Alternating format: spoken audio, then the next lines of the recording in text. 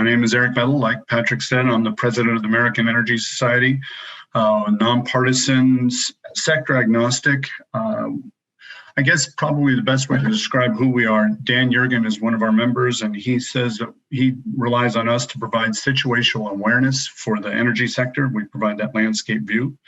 I should also add that I'm really pleased to moderate this panel and for this opportunity. Patrick, thank you very much.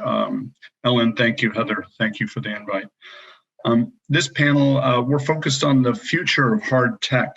We're focused on the future of hard tech in the energy sector, but the panelists have a wide range of perspectives. And before we get into the questions, I'd like to ask each of the panelists to provide a bit of background about who they are. We'll start with Brigid, and that way we can also test our technology along the way too. So Brigid O'Brien is the investment director for BHP Ventures. Brigid, do you want to give a little background about yourself and your relationship to energy? So as Eric said, I'm Brigid O'Brien. I'm the investment director for BHP Ventures. So for those of you that are not aware, BHP is one of the world's largest natural resource companies. BHP is headquartered in Australia, and we provide 6 commodities to the world markets. In terms of the energy transition, there's a high mineral intensity associated with the energy transition and a great demand on BHP's products, copper, nickel, iron ore being some of the ones that are really helping fuel the technologies that are being used, such as batteries, wind turbines, in the energy transition. My job at BHP is to help BHP achieve its net zero goal for 2050 through the use of emerging technology investments, venture investments to help with the energy transition. All right, Bridget, thank you very much. And by the way, Bridget, we'll be coming back to some of those points with questions, I'm sure. I'm sure the audience will want to know. Okay, Jim Goldinger, venture partner for ClearSky Power and Technology Fund. Jim, a chance to test your technology. Yes, can you hear me? Yes, all right. Outstanding. Technology works. See, I knew that a deep tech conference would be perfect. So I'm starting with that in deep tech. I'm a geeky electrical engineer, used to design chips for Motorola back in the day before I became a venture capitalist. So certainly it's close to my heart doing deep technology, or at least trying to evaluate it. I actually started a venture capital fund back in 2000, backed by Toronto Dominion Bank, early stage tech investing.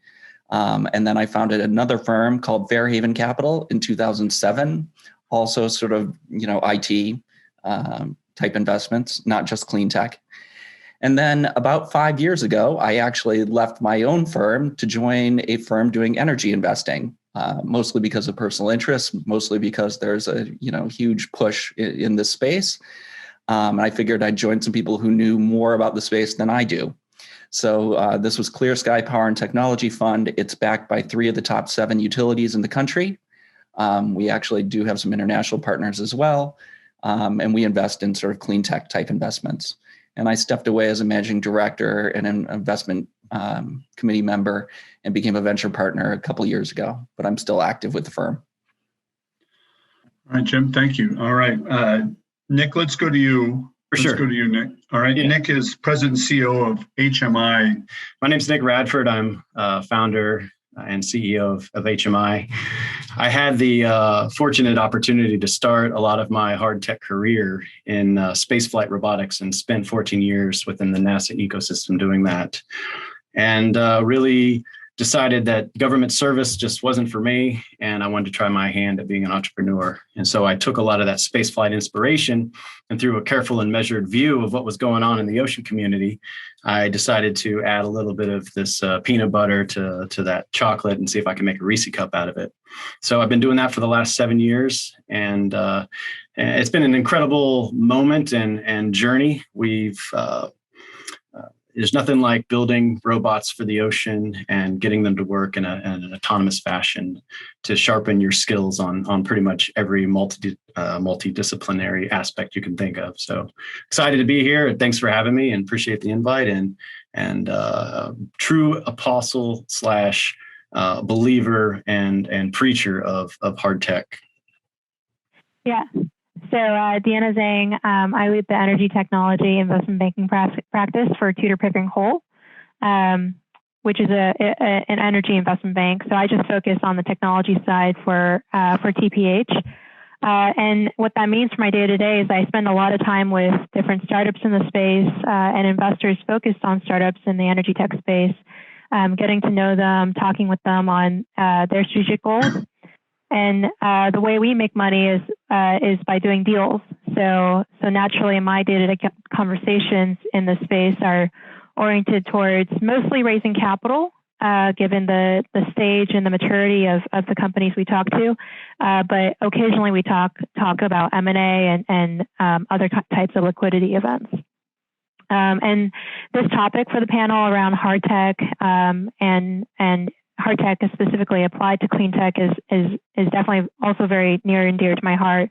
I've written a lot about this issue that we have kind of with the venture capital space as a whole, and just the percentage of deals that have been done historically around the hard tech portion of the space, and it's just staggering just how low that number is compared to kind of the software, consumer devices, and capital light types of businesses that usually get venture funding. And so in order for us to kind of move forward in clean tech and an energy transition, I think we definitely need to be aggressively increasing that number. So anyway, have researched a lot into that subject.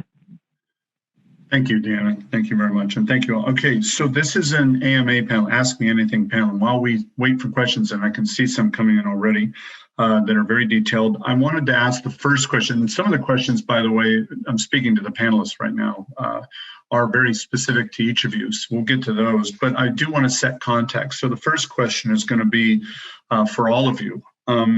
The energy sector talks as if we're transitioning to a new energy economy, but we rarely ask if we are. Are we? Are we actually transitioning to a new energy economy? And if we truly are, in the midst of this transition, what role does hard tech, deep tech play in this transition? So are we making a transition, and what role will hard tech, deep tech play? Nick, we'll start with you. We're going to mix this up all the way through. So Nick, we'll start with you first, and then Tim, and then Deanna, and then Brigid. Got to go first. Okay, shoot. So I'm conflicted here. Clearly, I come down on the side of building things. However, I do employ more software engineers than I do anything else. So it is not lost on me the importance of a good digital strategy with, in my case, machine intelligence, being able to deploy that machine intelligence. But at the end of the day, and especially in the context of this new energy thing, this is a physical world.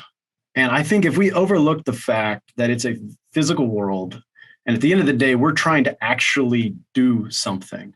Now, of course, things can be influenced and affected by software and the flexibilities that will endow sometimes in your strategy.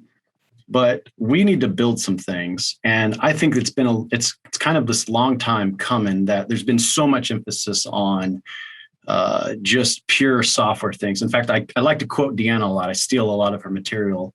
She has done a significant amount of research in this area, and she'll be the first to tell you how much investment disparity there actually is in the hard tech community. And I think it's a real shame that we've aligned ourselves to these real quick, appy exits, where if you approach the investment community, and I'm very jaded about this as well, because I've pitched a lot of investors, that if you approach the investment community and you're building anything at all, they just kind of write you off immediately. And I think to myself, wow, if you just look at electricity in this energy transition, most of the world, all electricity is either generated by rotating electric machinery or it's consumed by it. And just in the US alone, there's electric machine technologies out there already off the lab and into pre-commercialization that if we were to really accelerate those, our present grid capacity could support another 100 million people just based on the efficiency gains out there in new hardware. And I really think that is just often overlooked. So to completely answer your question, absolutely, we are transitioning to a new energy economy. I think that is just it's undeniable. And I think we are going to do the whole thing an injustice and a disservice if we really neglect the fact that not everything can be an app that you swipe around on. That this physical world needs instantiations of physical systems, and we cannot forget that even venture capital was inspired much more on the hardware side of the world, and we kind of need to get back to our roots. Patrick, if you're listening, we're going to need more in the hour that we're 45 minutes we've been given. This is great. Okay, I got to go to Jim, and then we'll go to Deanna and then Brigid. But Jim, you're in this space, and then Deanna, I'm sure has many notes already. And Brigid, you bring the practical realism of the mining sector. So Jim, we'll start with you. Well, as a venture capitalist, listening to Nick speak, he's trying to do something real and hard. So hard pass, right? Venture capital, it's pretty tough. No, just that aside, I think energy transition is definitely happening. There's a huge push into ESG investment. There's a lot of shareholder activists trying to go out and push to people do the right things. There's a lot of government pushes to do the right things. And then my favorite part is renewable energy is cheaper than burning fossil fuels right now. The cheapest cost of energy is solar and wind. Comes with its own problems because the sun doesn't shine all the time and the wind doesn't blow all the time, but it's certainly happening, and it's happening honestly because it's cheaper, which is a great driver for doing good things. In terms of hard tech, I've invested in a lot of things as a venture capitalist. I certainly have invested in apps and cybersecurity and IT infrastructure before I went to clean tech. And I will tell you, clean tech and energy is one of the hardest places to invest for many reasons. It's very capital intensive. It's a massive industry dominated by large players, which are really hard to go ahead and work with. Most technologies only work at scale, economies of scale, and that doesn't work out very well for venture capital-backed companies.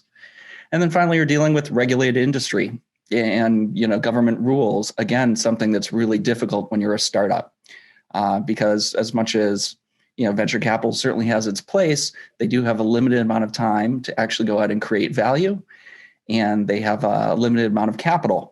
And as we've seen with clean tech busts before, sometimes those venture capitalists run out of capital before they actually get returns and more people investing in the space.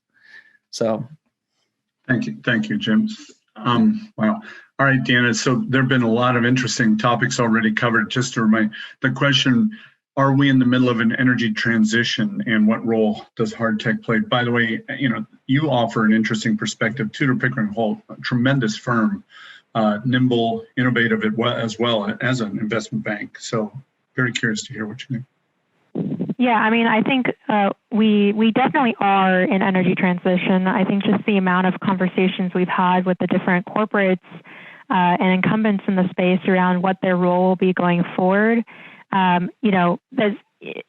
We had a big super major come to us the other day. We showed them an opportunity that was would help increase it was an optimization opportunity for one of their business lines on the fossil fuel side, and they said we're not investing at all into this area. So we're definitely seeing a lot of focus on energy transition and capital being put into energy transition technology. So we definitely are in the middle of it.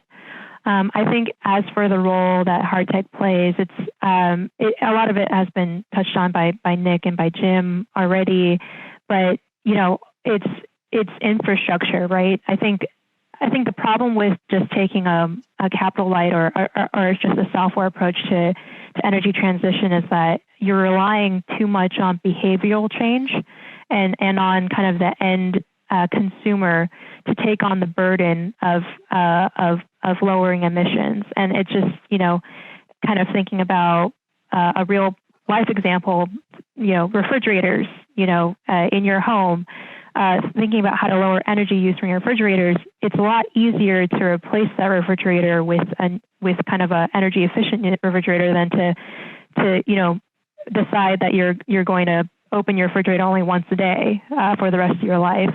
So that will, I think, at a larger scale, come more into play. I think the IEA just put out an updated forecast for 2050 not too long ago, and they've only attributed, I think it was like 5% of emissions reduction to behavioral change. And so, in order for us to assume that the consumer behavior, will change only very little and still reduce emissions, we're just going to have to put more equipment into the ground everywhere, replacing existing energy infrastructure, and that's going to take hard tech investment. Thank you, Deanna. Brigid, I'm going to take a bit of a turn here, just a slight turn, if you want to go back to that question. But I want to add, since we already have 3 people on the panel committing to transition, and given your background, I do want to jump ahead just a bit too. If we are transitioning, as the panelists say, and if there is a future for hard tech, can we make that transition without an absolute commitment to innovation in mining? I mean, is mining fundamental to this transition, and is that running parallel to the faster pace? And as Nick mentioned, apps, or as Jim mentioned, the challenges of hard tech.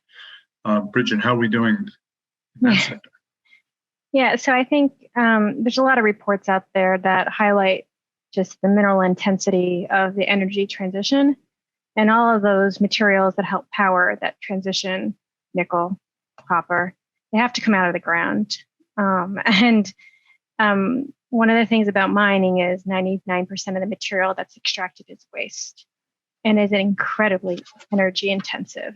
So you're talking about the scale or sizes of cities, the equipment or sizes of small buildings. A truck will be the size of a small building. You have to haul material everywhere. You have to crush it to tiny, tiny amounts. Then you use very complicated techniques to extract that material out. So it's not an easy area, and it's an energy intensive area. And that is essentially what drives a lot of what powers the energy transition. You need those materials to do that, or you need those materials to build the infrastructure related to renewable energy. So to answer your question about the role hard tech plays and sort of the innovation ecosystem, from our perspective, we understand that we do have to be more innovative. We are looking for things from a software enablement perspective, but our hardware enablement perspective, to make optimization at our sites so that we can help support this energy transition in a clean way, because we are essentially upstream. The upstream process is really important to this whole process as well. So I agree wholeheartedly with Jim. I looked at so I have a very different investment criteria when it comes to our clean tech investments for energy transition. It has a lot more criteria associated with permitting, project financing, ability to scale, things that you don't typically look at when you're making a venture deal. And I have to look from a project financing perspective as well when I'm trying to make these investments and understand the role financiers will have in it, and also corporates to help provide that capital that may be missing, because the venture community will not provide all of it. So the hard tech is hard. And as we try to transition stuff to our sites, I experience that pain along with our end users, because they don't understand the remote environments that we're working in, the dust, the challenges you may have. We don't have GPS in some places. It will drop off really quickly. And the amount of water that is used in mining is incredible. We have desalination plants that we have to run, all to support the energy transition. So this to say is there's a lot of opportunities of hard tech within the energy transition upstream. It's getting the right partners and the right capital that helps scale and also provides that sort of guidance that's needed to actually transition into practice. So we have questions coming in for all 4 of you. At the same time, I do want to ask the panelists themselves, do you have a question for each other as well? I mean, any comments about what you just heard? And by the way, Brigid, to your comment, earlier today, Steve Blank and then also Pete Newell, who mentioned the challenge is not just scale, but also speed. Just we don't have time. We need patience, Nick, like you said, to let hard tech develop, but we need it quickly. So I'm going to let the panelists, do you have a question for each other, or should we dive into some more details? I kind of think it's interesting just because this, this conference is being hosted by BMNT and kind of thinking about how defense interplays with energy transition. Kind of curious as to what the rest of the panelists' thoughts are on that. Just when you're talking about speed and scale, that's something that when you're working in defense, it feels like there's a lot of stage gates to go through. Oftentimes things can take a little bit longer than usual, and so it mirrors a lot of the challenges with working with energy in a lot of ways. But at the same time, defense and energy, both are kind of converging onto this sort of public service aspect of it, which is, I think, at a high level, pretty interesting. But I'm just curious on people's thoughts on that.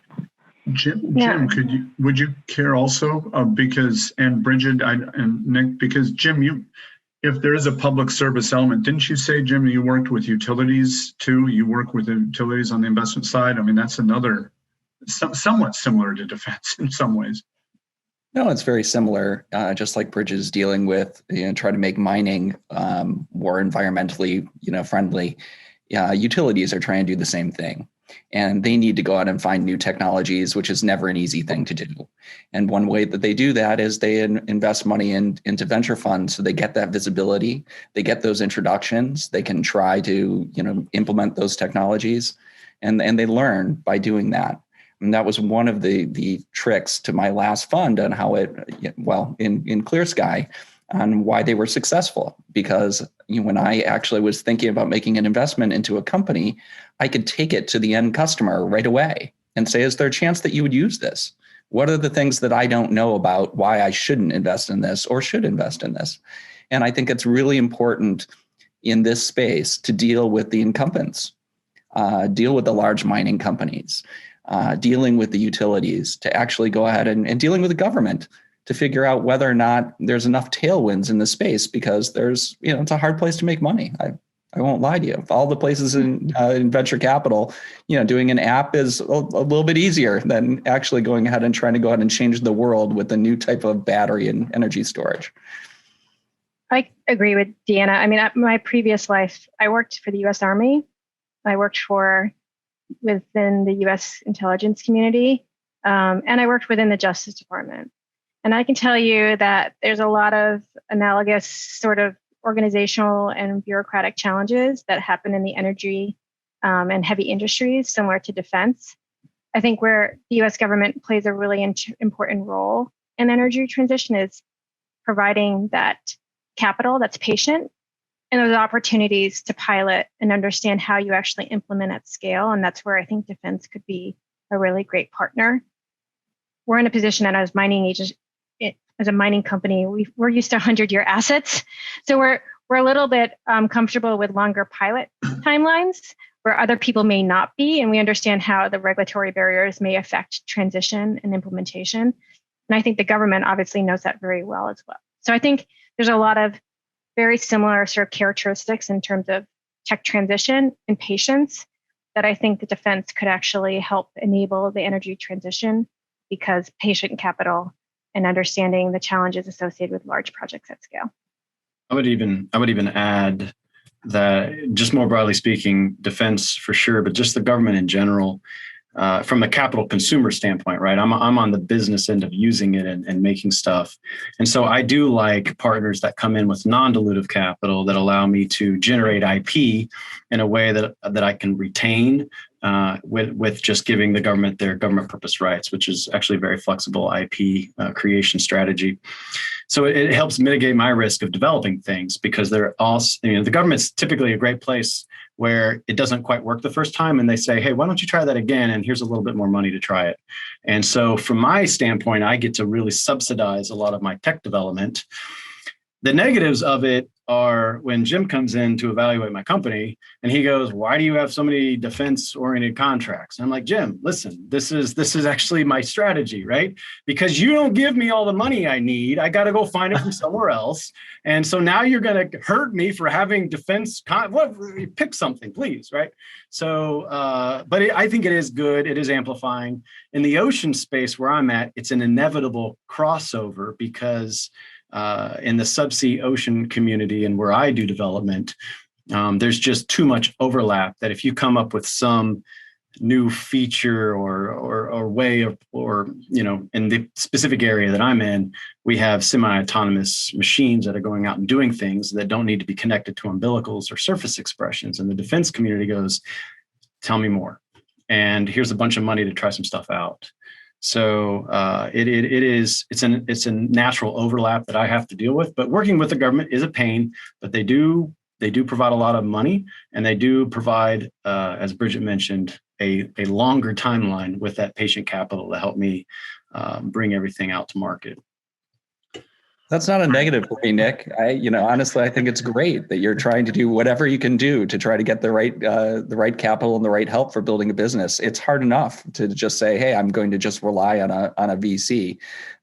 So I think it's great what you're doing. So. Yeah, and I'm just playing with you too, Jim. But the problem is, it turns into, well, you're too focused on the government. Government-oriented companies have too low multiples. I'm not interested in the longer exit strategy that might come with the government. And I'm like, it's a defensive, using the other flavor of the word. It's to help me as a risk management strategy. It's not my whole existence, but. Deanna and Brigid, just curious, do you see deals or opportunities where they come from or for relationship to government? And do you find that an attraction or a desire, or does it raise flags? Any thought? I can start, and Brigid probably has better insight into this than I do. But I think it's definitely. It's less prominent than I would expect, just given how parallel the industries are. And I think in part because it's pretty tough to, I think, get the qualifications, get the certifications needed to work with the government. So that closes a lot of doors for folks and turns them away from working with defense. But it's also, you get feedback from your first investor, why isn't your revenue recurring? Why is it, contractual services with the government? How can I forecast this? It's so chunky. You get feedback like that, I think, initially, and so then you start to minimize that revenue going forward. So I think there are a lot of reasons why I don't think it's as prominent as it should be, but I think because it's patient capital, oftentimes non-dilutive capital, I think there needs to be more partnerships between kind of public and private. Brigid, especially in mining, I would imagine that should be everybody's focus. Yeah, we have a huge overlap with dual tech, so autonomy. So, when I talk to the assets, which are our sites, our mining sites, thinking about how we use smarter fleets to decrease our diesel consumption. Well, that's helping us with our energy goals, net zero goals. So think a lot about autonomy. So there's a lot of overlap with defense there. Surprisingly, there's a lot of overlap with space-based observations now. So a lot of companies will come to me saying they're going to be able to help us with carbon footprint by monitoring our emissions at our sites, or helping us with climate risk analysis for shareholders and answering data calls for shareholders. Everything to, helping with advanced using software, even though I'm not supposed to be talking about software here. AI, ML techniques to make smarter decisions on sites, and explainability of our algorithms and predictive maintenance. There's a huge clean tech aspect to predictive maintenance, which a lot of people don't realize. So all to say is we get a lot of overlap because we're in harsh environments, extreme environments, running cities similar to the Defense Department, and leveraging so much technology at a site. And our energy consumption is so high in remote locations. I'm going to go to some of the AMA questions. Most you can probably group into the category of early stage investments. It looks like Series A, early stage. They're curious about VCs. I'm not sure if that's always the right direction to go. I'd like to hear your comments about that. In fact, is that the first stop? But then they're also asking, how can I tell if impact investors are genuine or just ticking a box? It's most of the questions have to do with that early stage, And it just, I think we're lacking detail. I'd like to hear your comments, all of you, because you're all coming from a very different angle. But I think, Jim, obviously, here we go. We're going to, given your early stage. Sure. Our VC's genuine and trying to do impact. I mean, they raise money from people to, prove that they're doing something good in the space. So are they genuine? Yes. Are VCs difficult to deal with? Of course. Are they going to give you the straight answer all the time? Of course not. It's unfortunately nature of the business as well. People don't want to hear no all the time, but yet the business is saying no 99% of the time, which makes it difficult, to deal with VCs. But I think they're genuine, and I make money if my entrepreneurs make money, right? So there's certainly aligned incentives, and it certainly is I'm a consumer as well, and an environmentalist as well as a venture capitalist. So, I care as well. So, Eric, my advice to these companies is to do your homework. So ask people about the partner that you're engaging with. You're not talking about getting money from a VC. You're engaging with an investment professional that will be sitting on your board and helping you grow your company. So understand that you actually have a good connection there is important, and ask around, how does a person engage on the board level? How active have they been? How helpful have they been? Some people get too much in the weeds and some people won't. So figuring out what the balance is and what that sort of relationship will be in, you're getting in a relationship with somebody. So you want to do your homework. You're not just going to get married to somebody fast, because you're going to be in this for a while with somebody. And one of the questions wanted detail, Brigid. Would you say, it sounded to me, keep going, I didn't mean to interrupt. No. You're saying talk to people is the first step. Is that what you're saying? Talk to people? Yeah, you're interviewing the VCs too, especially in this environment where it's so frothy and there's a lot of dry powder. So you're doing an interview of them too. You're not asking for money. You're actually trying to figure out if it's a partnership. And I often say to people, I'm not investing in you, I'm becoming your partner. And that's really important from an investment perspective, at least in my perspective is. Other people will have a different philosophy in investing. Okay. But I just do your homework, ask other CEOs what their relationship's like.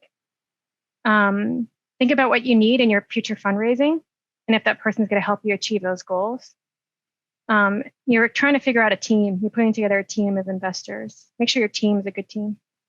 That's my advice there. I love that, Brigid. It's completely the right thing. It's a people business. Everything's a people business. If you can't get the right people to go forward, I'd be careful about what you expect from a VC, though. In general, they're not the smartest people in the world. They might think that they are, but they're not. If they actually knew what to do, they might do it themselves instead of just investing in other people who are coming up with good ideas.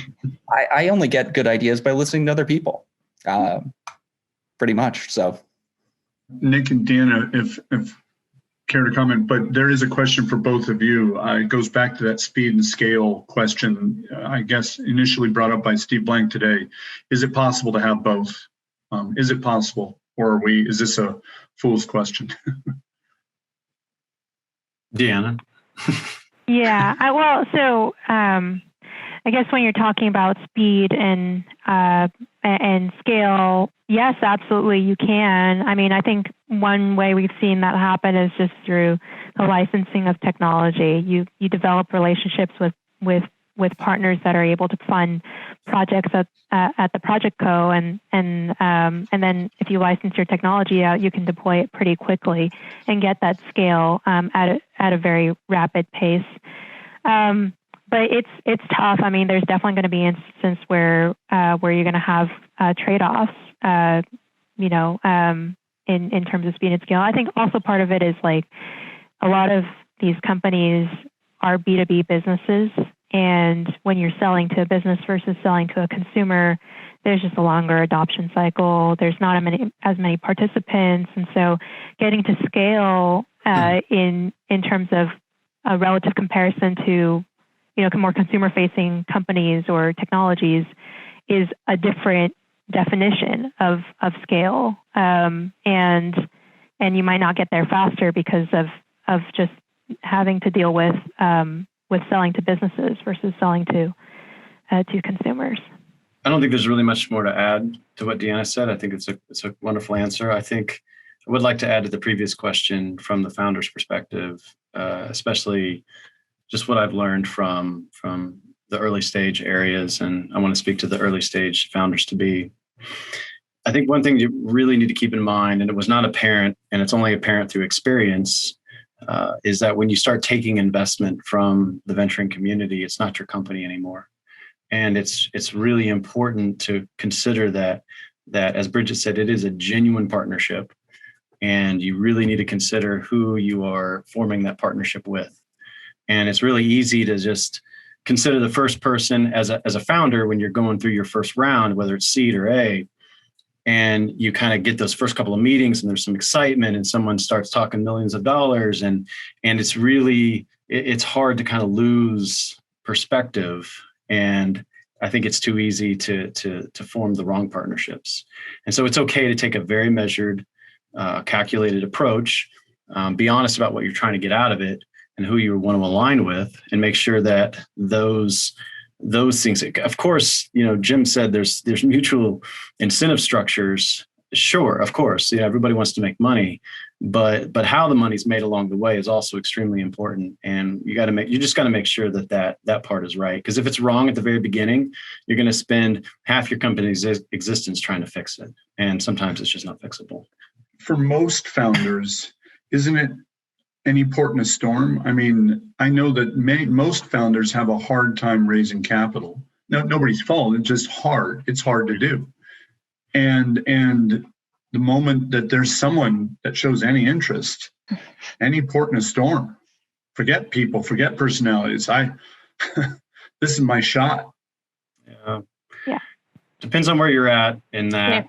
I think there can be moments where you do think you're down to the mat and this is your only option.